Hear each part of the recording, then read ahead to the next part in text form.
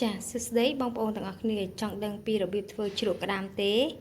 Ta, tới tu sna video tầng ọc thế cho mùi đỉnh nhung. Bên phải sẵn.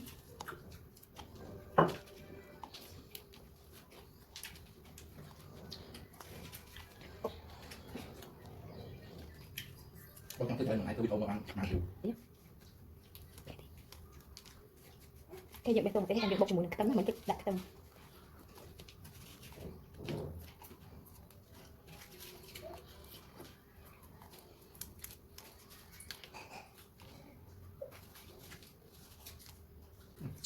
Bọc tấm.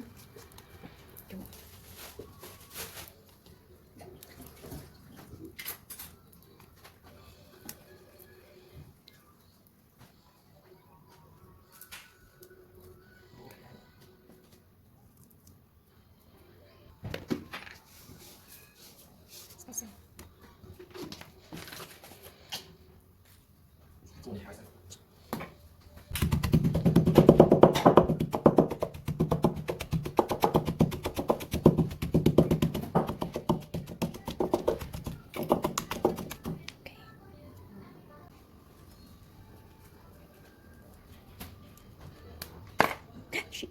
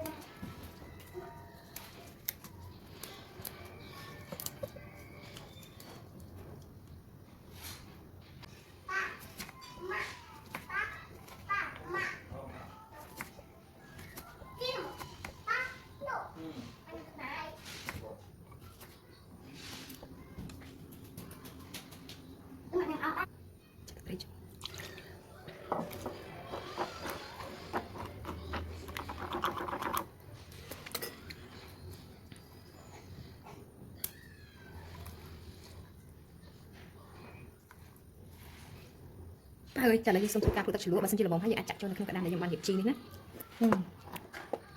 Tất nhiên tôi chắc men, chúng tôi ăn sổ vì lời chạy ban đó nè. Không đấy.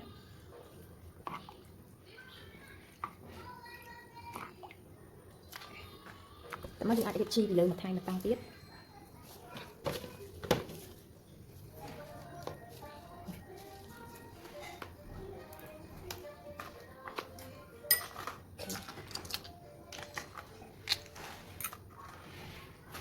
យើងអាចញ៉ាំឆៅក៏បានដែរចាំតិចមើលធ្វើមើលមកឃើញណា